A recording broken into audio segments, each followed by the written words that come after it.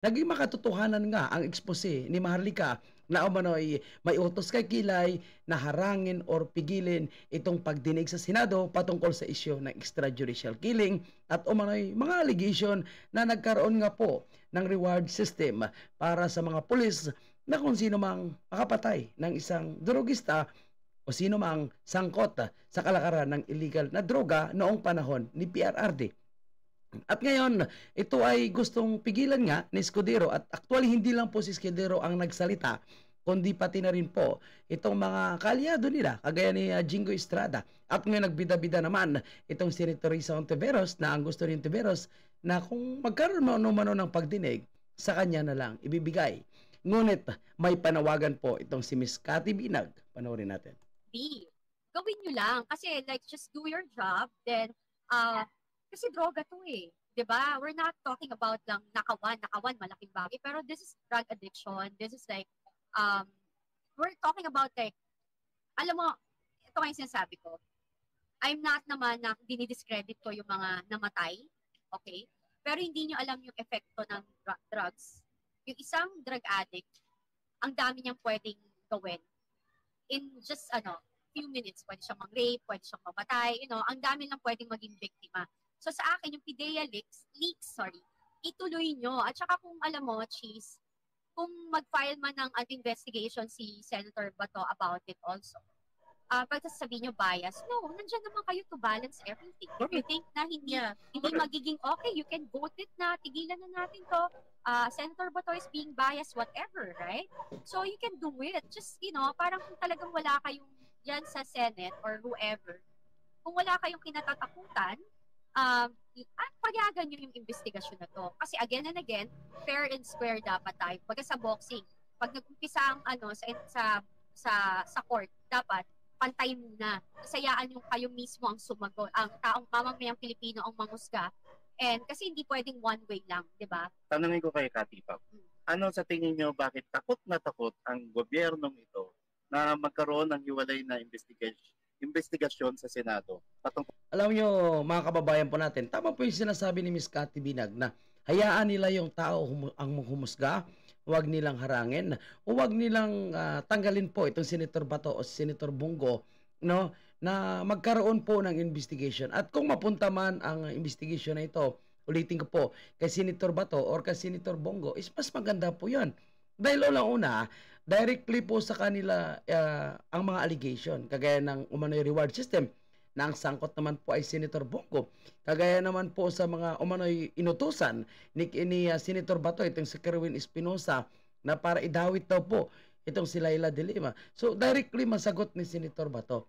At tama po, bakit takot na takot po sila na magkaroon ng investigation sa Senado? Takot sila na mabisto at biglang bumaliktad muli ang kanilang mga binigyan ng mga script, kagaya ni Garma, Kerwin Espinosa at ang iba pa, di ba? So, ako yung ma-expose yung katotohanan dito sa mas kalidad na committee hearing na gagawin ng Senado versus dito sa existing na ginagawa ng Kongreso na bias din naman. Bakit sasabihin ng isang Senate President, Jesus Escudero, ang isang bagay na hindi pa nagsisimula na bias na, when in fact, yung nangyayari sa lower house is already so biased na alam mo talagang the direction leads to all of them pinning down the Dutertes. Diba? Yeah. Well, in politics kasi there are no permanent relationship. Everything is temporary. Sana yun yung wag yung makalimutan. Pero ang permanente, maiiwan nyo is yung legacy na maitatatak nyo sa utak ng mamamayang Pilipino. Ngayon kasi hindi tamang sabihin mong bias. So anong tawag mo? Anong tawag mo sa Congress? Di ba napaka-bias nun? So kung tinatawag nyo sanang bias yung gagawin, hindi pa nag-uumpisa. It's mindsetting yan, di ba? Parang inaano nyo na agad, pinangungunahan nyo na agad yung utak or pag-iisip ng mamamayang Pilipino, napakamali po nun. Kasi hindi tama di ba? Parang, ba't hindi nyo rin tawagin na bias? So pag ang Duterte ang titirahin, kalma kayo. Di ba? Pero kapag magsa-start ng alam nyong matatamaan na ang government, is ayaw nyo na. So yan ba ang hindi bias? Diba? Ano sa tingin nyo? Ako ganun. Tama. Alam mo malungkot dito? sa leadership ng isang Chis Escudero sa Senado.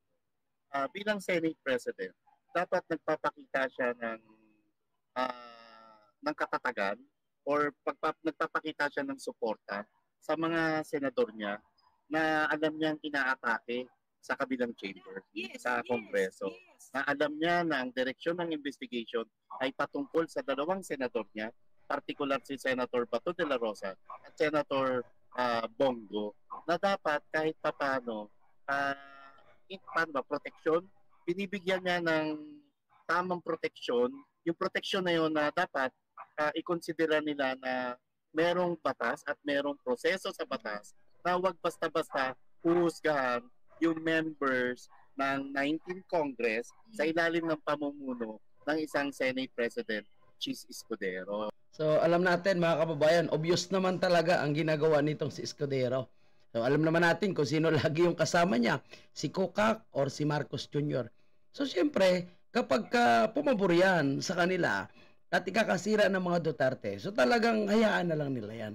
At unang-una, alam naman natin na tinatarget ni Kokak, no, itong mga senador na kaalyado po ni PRRD dahil ang gusto nila lahat sa Kongreso, sa Senado, ay gusto nila ito ay magiging kaalyado po nila. Kaya kung ikakasira, mas gusto nila yan. Bakit poproteksyonan sila nitong si Escudero? Alam naman natin kung sino po yung naglagay sa position na yan bilang Senate President kay Chis Escudero. Si Bongbong Marcos o kaya si Lisa Marcos lamang. Dahil sila yung nakaitaas. Kaya nga po tinanggal. Tandaan natin, tinanggal po itong Senator Mig Subere dahil unang-una hindi niya po sinunod na ipatigil itong pagdinig sa PDLX. Ilalong-lalo naman ngayon na itong si Escudero. Kaya malabo po na i-reopen ang investigation sa PDLX, magkaroon ng pagdinig at ipatawag itong si Ms. Cathy Binang. At sa totoo lang mga kababayan po natin, walang closing po yung nangyaring investigation sa PDEA dahil walang inilabas na resolution, no, itong si Senator Bato. Dahil obvious naman na talagang hindi po natapos at hinarang po ito ng dalawa, itong si Jingo Estrada at si Chis Escudero. So ngayon, makakaasa po ba tayo na bibigyan niya po ng suporta o proteksyon itong si Bato at si Bato at the same time itong si Senator Bongo? Sigurado hindi po. Yun na lang talagang gagawin niya dyan. Yung tanong ko kanina, Cathy, yung natatakot. Alam mo saan sila takot?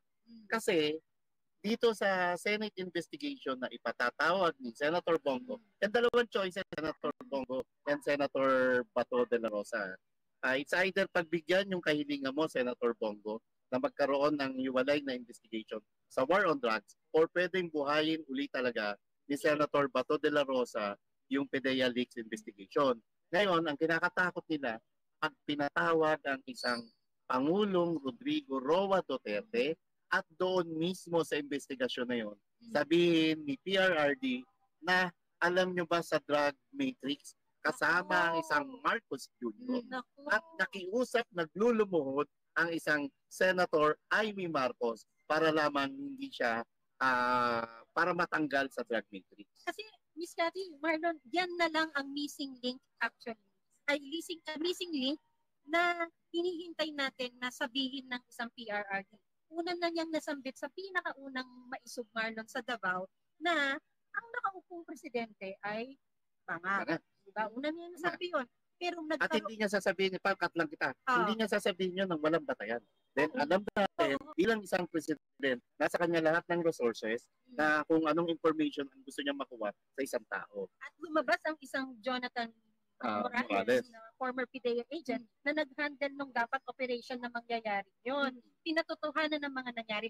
Ang hindi na lang natin naririnig, Marlon, yung mga, ang teorya na meron ng isang Amy Marcos na naglumuhod, nagmakaawa, natanggalin nyo sa listahan ng ading ko na si back then was Senator Marcos Jr., di ba? So, yun na lang. Sige, subukan ninyong paupuin yung mama dyan at bigyan nyo ng pagkakataon na lahat ng Pilipino ay muling ma-inlove sa kanya. Correct. Diba? Correct. Yan ang katakutan ninyo. Correct. Yan ang pag-isipan ninyo. Tsaka umpisa pa, nung ginawa to, no, as I remember, nung ginawa to ng ating former President Rodrigo Roa Duterte, siya itself sabi niya wala akong pakialam kahit makulong ako, matapos ko lang to, yung drug, yung sa, about sa drug, di ba?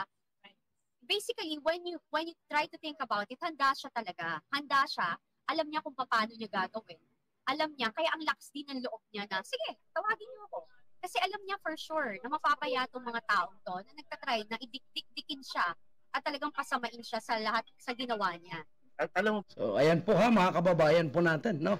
Tama din po yung sinasabi ni Miss Cathy Binag na talagang bago pa man na nanindigan po itong si PRRD sa kanyang war on drugs, binantaan po, napapatayin, no? Ang sino man na hindi susunod, ang sino man na talagang hindi susuko, so lahat po yan binalaan sila ni PRRD at ang sabi niya nga, handa po siyang isakripisyo ang kanyang sarili para lang sa ating lahat na mga Pilipino, para malinis lang po ang bansang ito.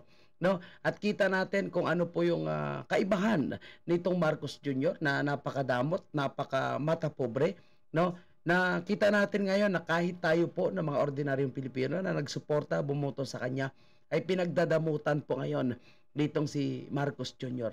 No? Yung mga pinangako na pagbabago, continuity, murang bigas, kabaliktaran po actually nangyari ngayon, lalong tumaas. Tapos yung iba't ibang mga pagmamayari ng gobyerno ay pinagbibinta pa. Ngayon ang war on drugs, no, na napakagandang programa ni PRRD ay pilit niyang sinisira at papalabasin na ito ay hindi maganda, napasama po ang bansa natin. Yan po yung kanilang gustong ipalabas. Pero hindi nila magawa yan dahil ang mga Pilipino ay naging ligtas, no? Ang feeling natin ay secured po tayo lahat nung 6 na taon sa kampanya laban sa illegal na droga ni PRRD. At ngayon ito ang kanilang kinakatakutan dahil kaharap nga po actually itong si PRRD sa Senado man or sa Kamara para sagutin itong mga allegation. At natandaan ko lang ng sinabi niya sa interview po ni Attorney Salvador Panilo, siya na lang ang sasagot kaysa sino-sino pa ang kanilang idadamay. So ang punto naman dito ni Miss Cathy Binag na sana ipatawag po siya, i-reopen sana ang investigation sa PDLX. Abay, mukhang malabo po yan. Hanggat siguro itong si Marcos Jr. ang presidente, hanggat siguro itong Senate President ay itong si Chis Escudero. Dahil alam natin na hindi papayag si Escudero na ang kanyang mga amo na sina Lisa o si Bongbong ay dikdikin sa isang pagdinig sa Senado sa issue na kung saan sila po ang talagang tatamaan, lalo na kapag magsalita po itong si Miss Cathy Binag at patutuhanan itong kanyang mga sinasabi. At malay natin, kapag nagkaroon ng reopening or magkaroon muli ng investigation sa PDLX, baka ilalabas ni Miss Cathy Binag ang laban ng mga USB. Kaya takot na takot po sila. At kung hindi totoo yung sinasabi ni Miss Cathy Binag, ito ay paninirang puri, allegation lamang na walang katotohanan, pwede nilang kasuhan itong si Miss Cathy Binag. Pero hindi nila nakakasuhan. At imbis na kasuhan, tumahimik sila at mukhang nagpapakita na sila ngayon ay takot na takot sa isang Cathy Binag. Paano pa kaya kung babaliktad ang kanilang mga binayaran at binigyan ng script ng mga witnesses pagdating sa Senado kapag nakaharap si PRRD at si Senator Bato at Bongo? So isa po yan sa kanilang kinakatakutan. Kaya ngayon kung ano-ano po yung kanilang pinupukol na mga issue, no, na hindi dapat magkaroon ng investigation sa Senado patungkol po sa issue ng war on drugs, extrajudicial killing, kasama na po itong umano'y reward system noong panahon ng war on drugs ni PRRD. So abangan natin kasi balita natin nag-confirm na si PRRD na sisipot sa House of Representatives. So yan lang muna. Huwag kalimutan mag-subscribe, mag-follow po mga